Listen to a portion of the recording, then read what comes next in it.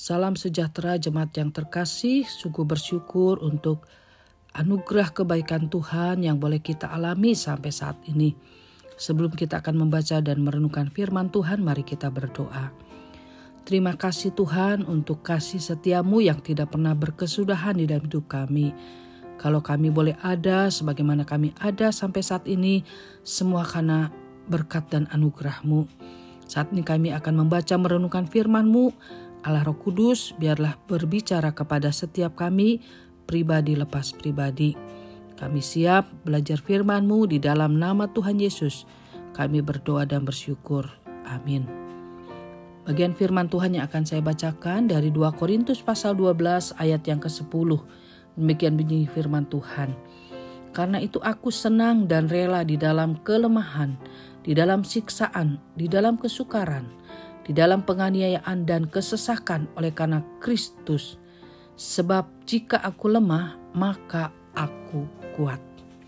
Jemaat yang terkasih, tahun 1730, seorang pejabat negara Amerika yang bernama Zinzendorf memberitahukan penduduk Moravia tentang adanya kebutuhan mendesak para misionaris untuk menginjili budak-budak di Pulau Virgin. Seorang pemuda yang bernama Leonard Dober mendengar apa yang dikatakan oleh pejabat negara Amerika ini. Dia merasa terbeban untuk budak-budak itu. Di saat dia bergumul untuk panggilannya yang telah Allah letakkan di dalam hatinya, Leonard merasa begitu bersemangat dengan kesempatan untuk melayani Tuhan. Tetapi ia bertanya-tanya bagaimana budak-budak tersebut dapat dijangkau oleh Injil. Ketika Leonard memberitahukan kepada anak-anak Tuhan yang lain, maka ia dicaci dan diolok karena keputusannya untuk pergi ke Pulau Virgin. Orang-orang Kristen lainnya melontarkan pertanyaan berisi keraguan tentang bagaimana ia harus hidup di Pulau Virgin itu, atau bagaimana ia akan melayani para budak tersebut. Hinaan itu mencapai puncaknya saat orang-orang Kristen mengetahui bahwa Leonard merencanakan untuk menjual dirinya sebagai budak.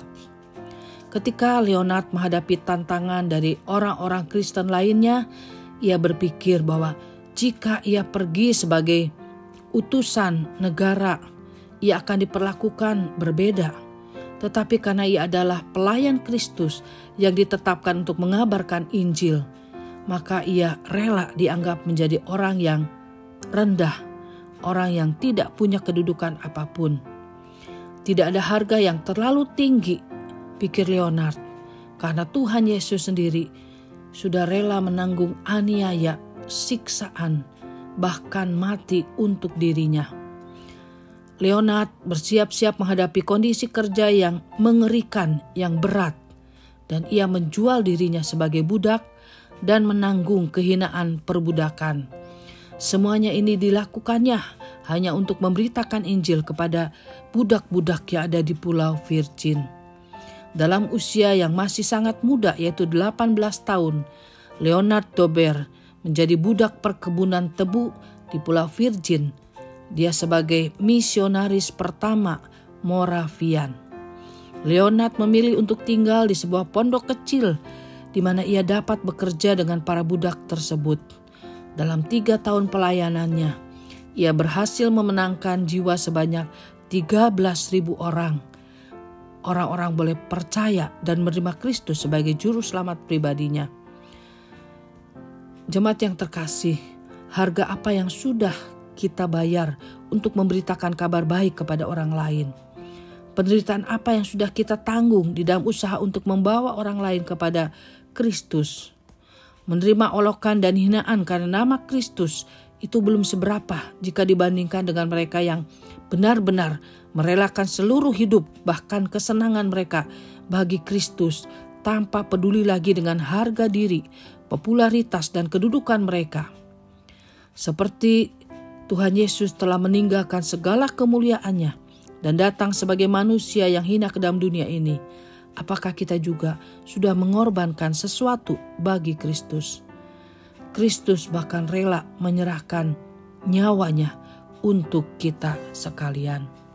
Rasul Paulus di dalam 2 Korintus 12 ayat 10 pun mengatakan, karena itu aku senang dan rela di dalam kelemahan, di dalam siksaan, di dalam kesukaran, di dalam penganiayaan, bahkan kesesakan, oleh karena Kristus. Sebab jika aku lemah, maka aku kuat. Rasul Paulus sudah mengalami berbagai penderitaan demi Kristus, tetapi dia boleh dikuatkan karena Kristus selalu bersama dengan dia. Jemaat yang terkasih, biarlah melalui renungan singkat ini kita juga belajar. Selama masih kita diberikan kesehatan, kekuatan, kesempatan, biarlah kita boleh menjadi saksi-saksi Kristus dimanapun Tuhan menempatkan setiap kita. Kita boleh memberitakan kabar baik apa yang Tuhan sudah perbuat di dalam kehidupan setiap kita kepada orang-orang di sekitar kita. Baik mereka yang belum percaya kepada Tuhan ataupun yang sudah percaya kepada Tuhan. Sehingga melalui kesaksian apa yang Tuhan sudah lakukan di dalam hidup kita boleh menguatkan sesama kita, bahkan boleh membawa orang untuk mengenal kasih Kristus dan mengalami kasih Kristus itu di dalam kehidupan mereka. Amin. Mari kita berdoa. Tuhan, terima kasih Engkau begitu mengasihi setiap kami, bahkan Engkau menyelamatkan kami dan mengangkat kami menjadi anak-anak-Mu. Tolonglah setiap kami Tuhan, selama Engkau masih memberikan kepada kami kesehatan, kekuatan, bahkan kesempatan hidup. Pakailah kami boleh menjadi saksi Tuhan. Kami boleh menceritakan apa yang Tuhan sudah lakukan di dalam hidup kami, sehingga kesaksian kami boleh menguatkan bagi mereka yang sudah percaya kepada Tuhan, ataupun boleh memenangkan jiwa-jiwa yang belum percaya kepada Kristus boleh datang kepadamu. Terima kasih Tuhan, pakailah setiap kami menjadi alat di tangan Tuhan. Kami berdoa bersyukur di dalam nama Tuhan Yesus, Juru Selamat kami yang hidup. Amin.